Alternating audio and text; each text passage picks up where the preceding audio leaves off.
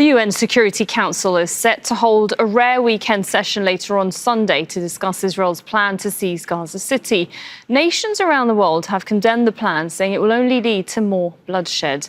Let's speak to Adnan Hayajneh, a professor of international relations and US foreign policy at Qatar University, joining us live now from Amman. Good morning to you. So this emergency meeting is being held, a rare one. What do you think the outcome will be? And is it going to yield any results at all? I think it will be more of the same as previous meetings. There will be a lot of talks, a lot of condemnation of Israel behavior, and there will be maybe some resolutions as previous resolutions. And at the end of the day, all of these resolutions and condemnations and outcry, the public and even some new nation condemning what Israel is doing in Palestine, in the West Bank and in Gaza, it will has no effect on Israel behavior. It will not deter Israel from the continuation of genocides in the Palestinian area. Now, societies around the world, people are protesting in larger numbers. I mean, we saw a report earlier as far as Latin America against their own government policies towards Israel, calling for sanctions to be put on Israel. Why do you think the Western world in particular isn't putting enough pressure on Israel to end the war, but also to stop Israel's ongoing occupation? I think the public is different from the governments. But if you watch the governments, all of the governments all around the world been watching what Israel has been doing for the past 22 months, and they have not done anything but only rhetoric, only condemnation, only words. And they did not bear any cost at Israel's behavior. The only country that has an influence on Israel is the United States, and even the United States is not doing anything to stop that. The public opinion all around the world, as I think, is very positive improvement to support finally the Palestinian cause and the Palestinian rights, and to see what Israel is doing in the Palestinian area, namely in Gaza and the West Bank.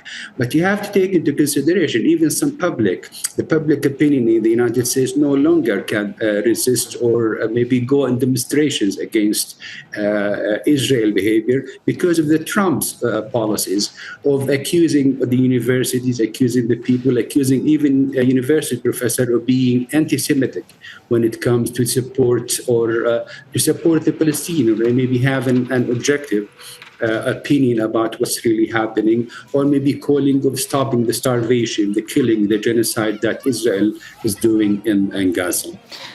Mr. Hayajneh, I just wanted to point out some statements that we've been hearing from the US. You mentioned the US there already. It's effectively shrugged off Israel's plan to not just take over Gaza, but Netanyahu also declaring Israel's intent to take control of the whole of the Gaza Strip. Now, on Tuesday, Donald Trump, the US president, said it was pretty much up to Israel whether to fully occupy Gaza. And then when he was asked the following day whether he was giving Israel a green light, he instead shifted the conversation to US strikes on Iran. What are your thoughts now with the US position here?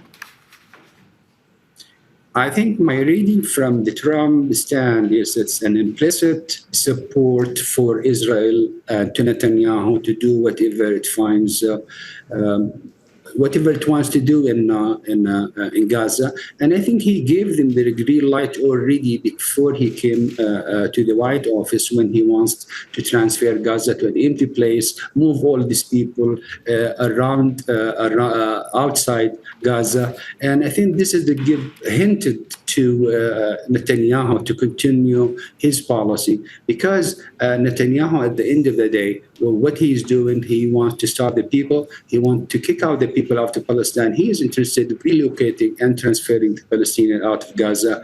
And this is only just a continuation of what's been happening, I think, in Gaza and Palestine for the past decades. And it's a continuation no matter who's in power, Netanyahu or any other political party.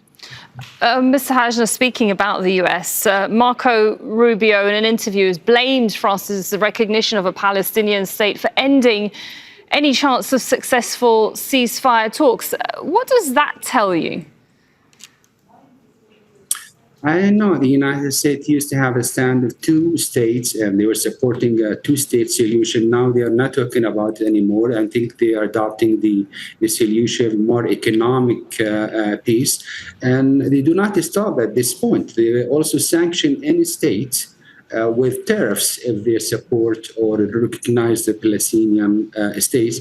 And you can take into one example that already a recent one when the United States raised the tariffs against Canada because of Canada's position of recognizing a Palestinian state. On I think the forthcoming meeting with the security with the United Nations meeting in September. Okay, thank you very much for your thoughts on all of this, Mr. Adnan Hayajneh, Professor of International Relations. Thank you. Don't miss out on the full picture. Subscribe to Al Jazeera for reliable news and expert insights. Like, share, stay ahead.